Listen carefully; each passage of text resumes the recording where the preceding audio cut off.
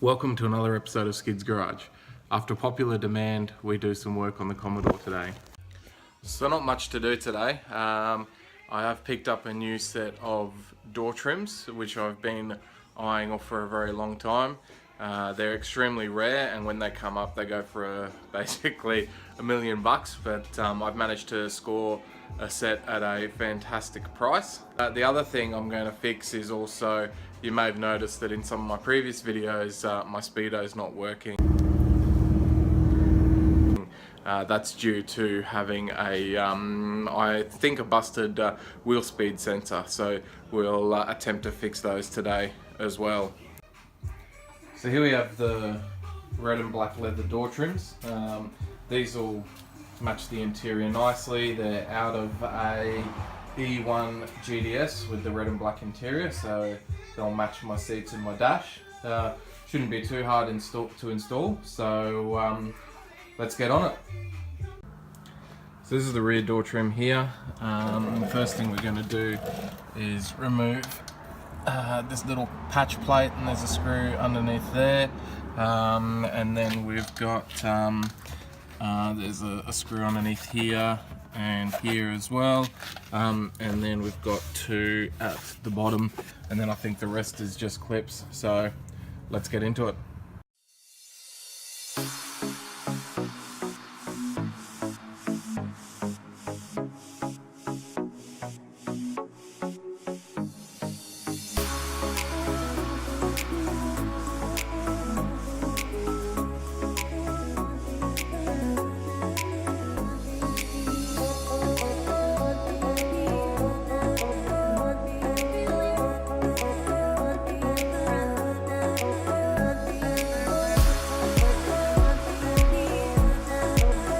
So now once the trim is off, you'll see there's these two wires, cables here for the door locking mechanism. They're pretty easy to remove. You just got to pull them towards you and then unhitch. They're similar to doing a throttle body accelerator cable style. Let's get those done now. So basically with these, we pull these out like so, and then they go pull up, so just like a throttle cable. I'll show you the next one. So you go out and up like that. Then we've just got the wiring loom at the end, which just unclips. So the wiring loom, there's just a tab on the inside, and then that just unclips like so, and door trim is off. So one thing I'm going to do just to customize it a bit is, the door trims are red handles, but I just had an idea and substitute the black handle. I think just makes it that little bit different. Installation is the opposite of removal, just wiring loom, door lock, and inside handle assembly, clips and screws. So let's get the new trim on.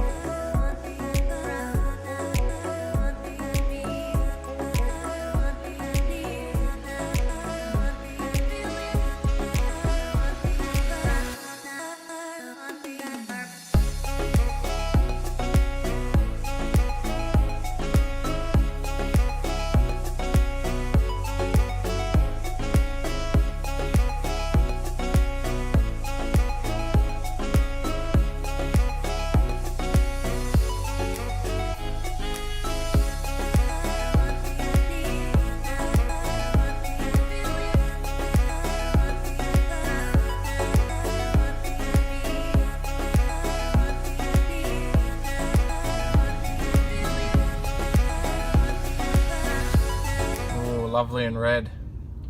Now we just rinse and repeat for this side, and we'll be done in no time. So the front trims are pretty similar. Again, we've got the little flap here that will have a torque screw behind it. There's one screw underneath here, 3 screws underneath the bottom of the trim, and we've got 2 screws on the inside of the front. Let's get cracking.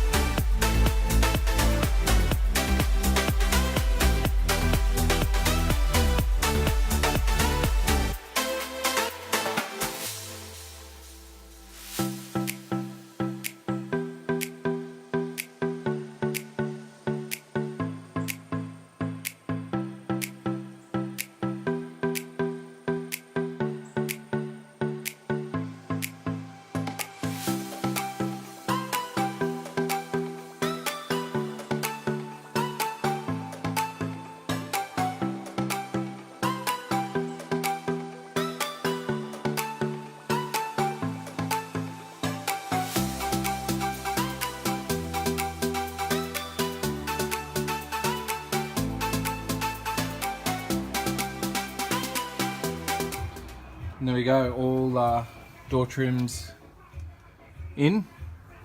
Looks pretty freaking awesome, I reckon.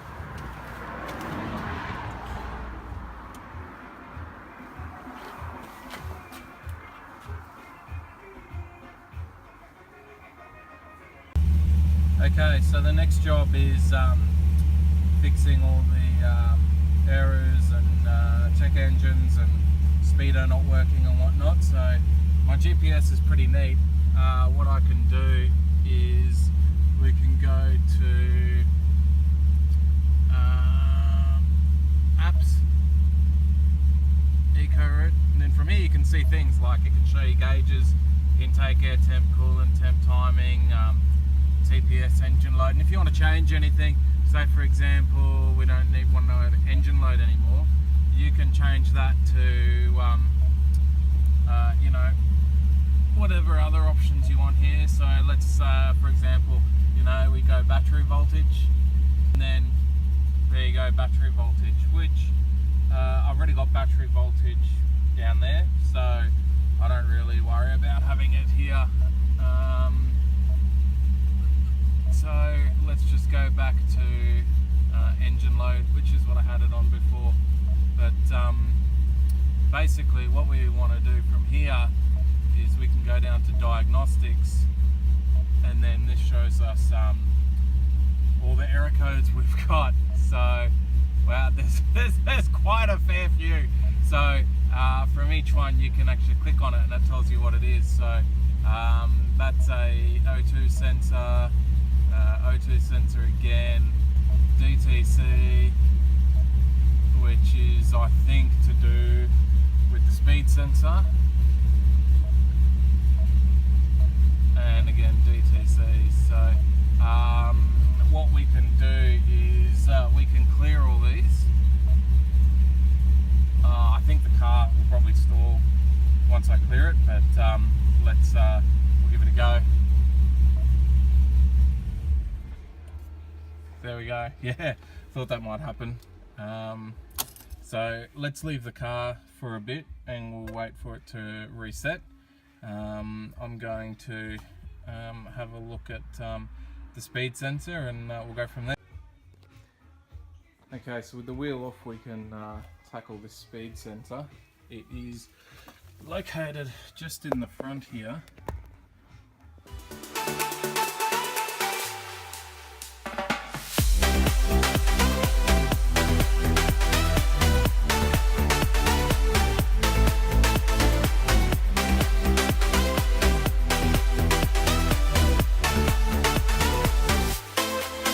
So unfortunately, it turns out after trying 2 different ABS speed sensors, it doesn't seem like it's a sensor issue, and it's most probably the rear loom.